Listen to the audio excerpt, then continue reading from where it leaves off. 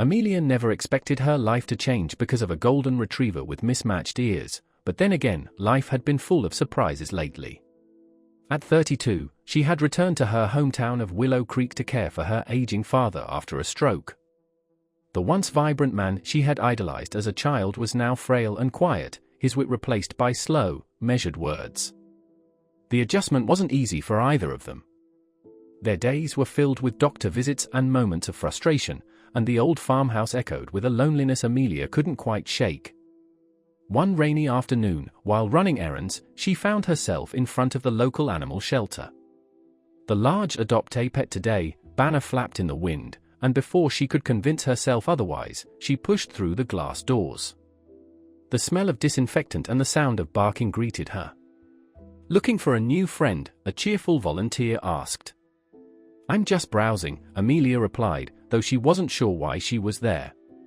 A few minutes later, her eyes fell on a golden retriever sitting calmly in his pen. His left ear stood tall, while the right flopped endearingly over his face. He looked at her with soulful brown eyes that seemed to say, "I understand." "Charlie," the volunteer said, noticing her interest. "He's 5 years old, great with people, and loves to cuddle." Amelia knelt by the pen. Charlie padded over, pressing his nose to her hand through the bars. A warmth spread through her chest, something she hadn't felt in months. "I'll take him," she heard herself say. Charlie adapted to life on the farm as though he'd been there forever. He followed Amelia everywhere, through the garden, to the mailbox, even to her father's bedside. Her father, initially skeptical, quickly warmed to the dog's gentle presence. Charlie had a knack for sensing when he was needed, curling up at her father's feet during difficult days and bringing him a favorite blanket during chilly afternoons. Amelia soon realized Charlie wasn't just a companion, he was a healer. On the days when her father's health seemed to decline, Charlie would nudge her hand with his nose, reminding her to take a breath. When the loneliness crept in at night, he'd lie beside her bed, his rhythmic breathing a comforting lullaby. One evening, after a particularly challenging day, Amelia sat on the porch, the setting sun painting the fields in gold and crimson. Charlie sat beside her, his head resting on her lap. "I don't know how you do it," she whispered, running her fingers through his fur. "But you make everything feel a little less heavy." Charlie's tail thumped in response, as if to say, "That's what I'm here for." Winter arrived, blanketing Willow Creek in snow. The holidays were bittersweet for Amelia and her father. Memories of bustling Christmases past felt like a distant dream.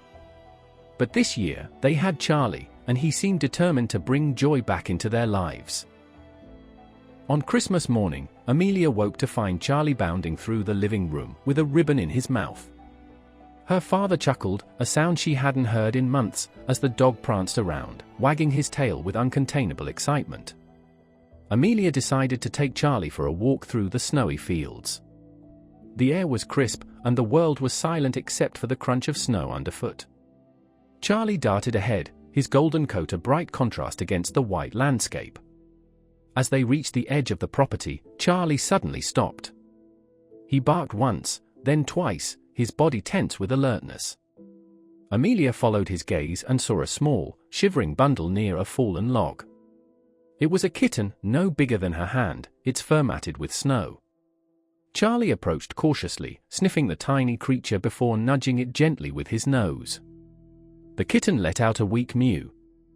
"Oh, you poor thing," Amelia murmured, scooping the kitten into her coat. "Let's get you warm." Back at the house, she and her father worked together to dry the kitten and feed it small drops of warm milk. Charlie watched intently, his tail wagging softly. When the kitten finally curled up in a makeshift bed by the fireplace, Charlie lay down beside it, as if standing guard. The kitten, whom they named Snowflake, quickly became part of the family. Amelia often marveled at how much life Charlie had brought back to the house, not just for her and her father, but now for Snowflake too. As spring approached, her father's health showed slight improvements. He began joining Amelia and Charlie on their walks, his steps slow but steady. Neighbors noticed the change, commenting on how much brighter he seemed. One afternoon, while sitting on the porch, Amelia's father turned to her. You know, he said, his voice stronger than it had been in months, bringing Charlie here was the best thing you ever did. He's more than a dog. He's family. Amelia smiled, her eyes welling up. I think he rescued us just as much as we rescued him. Charlie, lying at their feet, looked up as if he understood. His tail wagged lazily, and he let out a contented sigh. In that moment, surrounded by the warm glow of the setting sun, Amelia realized something profound. Charlie had given them more than companionship. He had reminded them how to hope, how to heal, and how to love. And for that, she would always be grateful.